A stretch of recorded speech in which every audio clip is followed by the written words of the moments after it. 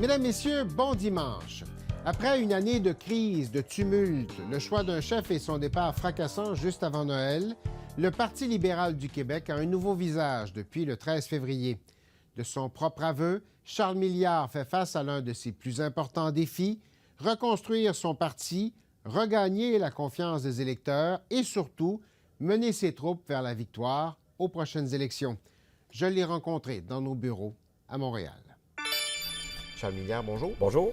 Merci d'être avec nous. Vous êtes le nouveau chef du Parti libéral du Québec. Dans quel état se trouve le parti qui a quand même traversé une période difficile avant les fêtes? Désespéré, espoir, beaucoup de reconstruction. Comment vous prenez ça? Un mélange de tout ça, sauf le désespoir. Alors, je suis très privilégié d'être le 17e chef de l'histoire du Parti libéral. Donc, c'est un gage de stabilité, 17 chefs en 158 ans, 160 ans quand même. Je suis très fier, mais je suis très lucide par rapport au travail à faire. Le travail, les événements de novembre-décembre dernier ont fait mal au parti. Donc, L'ampleur des dommages, c'est quoi? Bien, écoutez, on va les mesurer dans les prochaines semaines, mais déjà, vous voyez qu'il y a certains sondages qui montrent une remontée. Alors, je pense qu'il faut être porteur d'espoir. Et moi, je veux incarner ce renouveau-là au Parti libéral. Mais en même temps, on a de l'intendance à faire, on a des changements à faire. Et on doit collaborer aussi avec les procédures qui sont en cours. Alors, j'ai accepté cet emploi-là en toute connaissance de cause. Avez-vous l'impression, on a beaucoup reproché avant les fêtes au Parti libéral d'être une succursale du Parti libéral fédéral. Êtes-vous en mesure de vous détacher de cette image-là? Oui. Alors, et c'est un vœu que j'ai. Moi, je n'ai pas d'attache particulière au Parti libéral du Canada, que je respecte par ailleurs, M. Carney inclus, mais j'ai déjà été dans les jeunes progressistes conservateurs à la fin des années 90, pour ceux et celles qui s'intéresseraient à mon passé politique. Mais pour moi, le Parti libéral du Québec, il est crucial que ça devienne ou ça redevienne un parti parapluie. Alors moi, je veux que tous les gens qui s'identifient à l'appartenance canadienne se rassemblent au Parti libéral du Québec, surtout à l'orée d'une élection qui, de toute évidence, va porter, malheureusement, sur la question nationale. Oui. Vous avez dit cette semaine, vous avez dit la semaine dernière, « Je suis le seul capable d'être le chauffeur de l'autobus du non ». Un peu prétentieux de dire « Non, je suis le seul qui peut faire ça ». C'est pas du tout prétentieux, c'est factuel en ce moment, compte tenu du brouillard de mes adversaires ou de mes adversaires potentiels. Alors, Mme Fréchette, M. Drainville, on sait, ont un passé avec le Parti québécois, ce qui est tout à fait respectable, mais factuel, alors que M. Duhem, à ce jour, est toujours incapable de nous dire il voterait pourquoi dans un éventuel référendum. Alors, je tiens à rassurer les Québécois et les Canadiens qui nous écoutent, je ne souhaite pas conduire aucun autobus, mais si d'aventure ça arrive parce que les Québécois choisissent cette voie-là, bien, ils doivent savoir qu'il y a des gens qui sont très clairs sur leur appartenance à la fois au Québec et au Canada, et ça, c'est le Parti libéral du Québec. Vous avez parlé de travail d'intendance à faire au sein du parti. Il semble être sur plusieurs niveaux. Vous avez besoin d'aller chercher de l'argent, vous avez besoin de convaincre les francophones que le Parti libéral peut être une option pour eux. Ouais. Quel est votre plus gros défi là-dedans?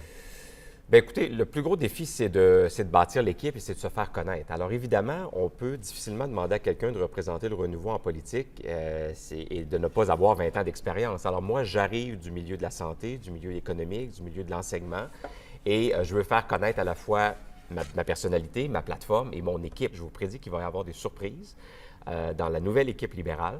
Et ensuite, bien, on va parler des priorités des Québécois. Donc, qu'on soit francophone, anglophone, allophone, on a besoin d'entendre parler de santé, d'éducation, de culture, d'agriculture, les vrais enjeux prioritaires oui, mais au Québec. Vous le savez que les francophones, ils vous sont pas naturellement acquis. Qu'est-ce que vous leur dites pour dire « venez me voir ». Bien, premièrement, je leur dis que je suis moi-même un francophone de Lévis. J'ai appris l'anglais à l'école, au travail. Et puis moi, je représente cette faction-là de Québécois qui croient que la diversité au Québec, c'est une force et qu'il faut ramener l'économie du Québec à son plein potentiel. Je trouve qu'on ne parle pas assez des vrais enjeux au Québec parce qu'on est obsédé par des questions qui, dans le dernier sondage Palace Data, n'intéressent pas la majorité des Québécois. C'est factuel. Le plus gros défi dans le cadre préélectoral, c'est quoi?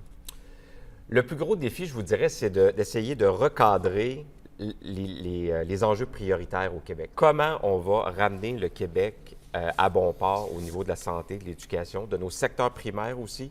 On parle très peu du fait que la moitié des régions au Québec vivent grâce au secteur minier, forestier, agricole. Alors moi, je veux reparler de ces enjeux-là. Bien sûr, je ne me défilerai pas sur la question nationale, sur les enjeux identitaires, parce qu'ils sont au cœur de ce qu'on est comme Québécois. Mais on va le faire aussi dans le contexte où nous, on croit au Canada et on veut suivre aussi l'actualité canadienne et s'assurer que le Québec va chercher le maximum du partenariat canadien. La meilleure façon de les mélanger, ces deux préoccupations-là, c'est quoi? Bien, c'est d'avoir, premièrement, c'est d'avoir un leader québécois qui s'intéresse aux choses canadiennes. Alors, quand M. Carney va en Chine, quand on dit qu'on veut abattre les barrières interprovinciales dans le Canada, ce sont des opportunités d'affaires et le Québec doit être davantage à la table. Et je pense que dans les dernières années, on a eu un premier ministre qui faisait des relations fédérales-provinciales de façon quand même assez timide et moi, je veux changer ce rapport de force-là. Vous avez mentionné vouloir un Québec avec plus de mentalité progressiste conservatrice. Qu'est-ce que ça veut dire exactement? Bien, ça veut dire que je pense que la majorité des Québécois sont d'avis qu'on veut avoir des finances publiques qui sont mieux gérées, donc ce que j'appelle le portefeuille à droite, mais on est extrêmement fiers du filet social québécois, de notre système de santé, notre système d'éducation, de nos CPE. Mais donc, pour payer ce filet social-là, ça nous prend plus de génération de richesse au Québec. Alors, que ce soit à travers l'exploitation de nos ressources, que ce soit à travers la génération de nouveaux entrepreneurs partout au Québec, c'est comme ça qu'on va générer de la richesse. Et c'est ce que je veux ramener avec mon expérience. Même si je suis nouveau en politique, je ne suis pas nouveau dans le milieu de l'économie. C'est un peu ce que M. Legault avait proposé au début, l'offre de portefeuille plus à droite en maintenant les filets sociaux, les maisons des aînés, réinvestir en éducation. Il n'y est pas arrivé. Qu'est-ce que vous feriez de différent pour réussir à atteindre cet objectif? Bien, premièrement, je pense qu'en économie, on a eu un gouvernement qui a misé sur des grandes entreprises étrangères, qui a misé beaucoup sur la table de jeu et qui a Vous perdu... parlez de Nordvolt? Je parle de Nordvolt, je parle de Lyon, des entreprises que je respecte par ailleurs, mais de toute évidence, les sommes qu'on a investies n'ont pas généré de revenus. Pendant ce temps-là, 90 des entreprises au Québec, ce sont des PME, des entreprises de moins de 250 employés, et il est grand temps de leur redérouler le tapis rouge. Alors, moins de grandes annonces, moins de gros rubans coupés et plus d'entreprises partout dans nos parcs industriels et dans nos villes et villages au Québec. Vous avez vu, vous l'avez mentionné vous-même, le sondage de Palace plus tôt cette semaine, qui vous ramène quand même plus près du Parti québécois que vous ne l'avez été dans le passé.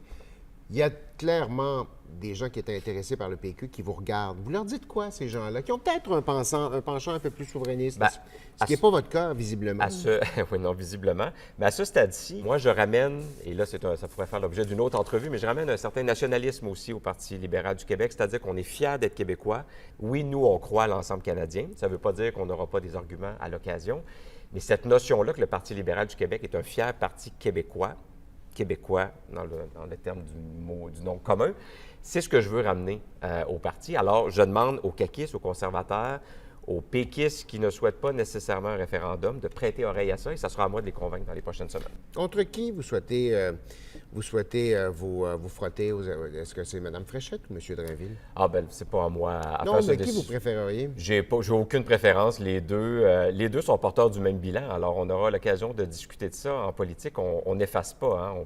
La mémoire peut avoir quelques défauts, mais on n'efface rien. Alors, on aura l'occasion de parler du bilan, mais pour l'instant, on assiste à une course à la CAQ qui est en fait une course pour s'éloigner du bilan de la CAQ des 7 dernières années. Et nous, on sera là pour rappeler qu'est-ce qui s'est passé dans les dernières années. Mais les Québécois trancheront, puis on respectera ça. Charles Milliard, merci beaucoup. Merci.